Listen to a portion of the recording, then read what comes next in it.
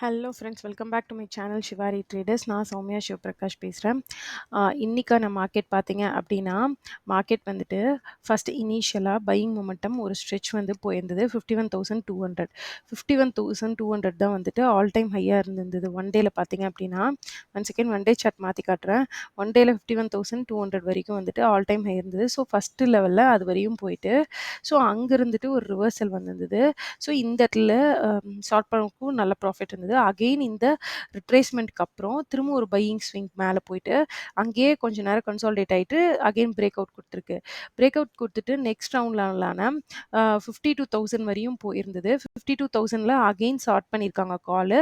So இது வந்து நடுவில் 51,398 வந்துட்டு க்ளோஸ் ஆயிடுச்சு. ஸோ இன்னைக்கு தான் மார்க்கெட். ஸோ இன்னைக்கு எல்லா பக்கமும் வாய்ந்தது. நீங்கள் எங்கேயாவது ப்ராப்பரான ரிஸ்கிஸ்ட் ரிவார்ட் வச்சு ட்ரேட் பண்ணியிருந்தீங்க அப்படின்னா உங்களுக்கு வந்துட்டு இன்னைக்கு மார்க்கெட்டில் நல்ல ஒரு ப்ராஃபிட் கிடச்சிருக்கும். நாளைக்கான மார்க்கெட் எப்படி மூவ் ஆகுது அப்படின்னு சொல்லிட்டு பார்க்கலாம். மார்க்கெட் பார்த்தீங்க அப்படின்னா 51,398 வந்துட்டு க்ளோசிங் ப்ரைஸ் வந்து இருக்குது. ஓகேங்களா? ஸோ 51,398 அப்படிங்கிற இடத்துல வந்துட்டு நம்ம க்ளோசிங் ப்ரைஸ் வந்துட்டு வச்சுருவோம். ஓகேங்களா? ஓகே, நெக்ஸ்ட் பார்த்தீங்க அப்படின்னா ப்ரீவியஸ் டே ஹை வந்துட்டு இந்த இடத்துல இருக்குது. One second. Previous day high வந்து இந்த இடத்துல மார்க் பண்ணியிருக்கோம். ப்ரீவியஸ் டே லோ பார்த்தீங்க அப்படின்னா கீழே 51,000 ஐ மீன் 50,438 இருக்குது.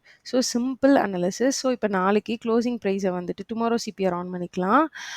ஆன் பண்ணிட்டு இப்போ நம்ம வந்து நாளைக்கான அனாலிசிஸ் பார்க்கலாம். ஸோ இன்றைக்கி டெய்லி சார்ட்டில் பார்த்தீங்கன்னா ஒரு big green colour candle with rejection candle வந்துட்டு மார்க்கெட்டில் ஃபார்ம் ஆயிருக்கு. ஸோ சிம்பிள் திங் தான் வந்துட்டு நாளைக்கு நடக்கும். ஸோ இப்போ பார்த்தீங்க அப்படின்னா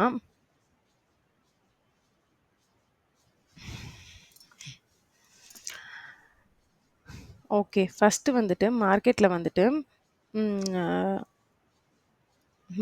வந்துட்டு ஃபஸ்ட்டு இப்போ ஃப்ளாட்டாக ஓப்பன் ஆகுது அப்படின்ற பட்சத்தில் நீங்கள் பார்க்க வேண்டியது இந்த லாஸ்ட் ஸ்விங்கான 51,000. இந்த 51,000 ஹோல்ட் ஆகி டபிள்யூ ப்ரைஸ் ஆக்ஷன் போடுது அப்படின்னா மார்க்கெட் வந்துட்டு இந்த இடம் எப்படி ரியாக்ட் பண்ணுதுன்னு பாருங்கள். டபிள்யூ ப்ரைஸ் ஆக்ஷன் போடுதுன்னா இங்கேருந்து ஒரு பையிங் மொமெண்டம் வரலாம். எந்த ரேஞ்ச் வரைக்கும் பார்த்தீங்கன்னா லாஸ்ட்டாக வந்துட்டு எங்கே செல்லிங் வந்ததோ அது வரைக்கும். ஸோ கிளியராக நோட் பண்ணிக்கோங்க.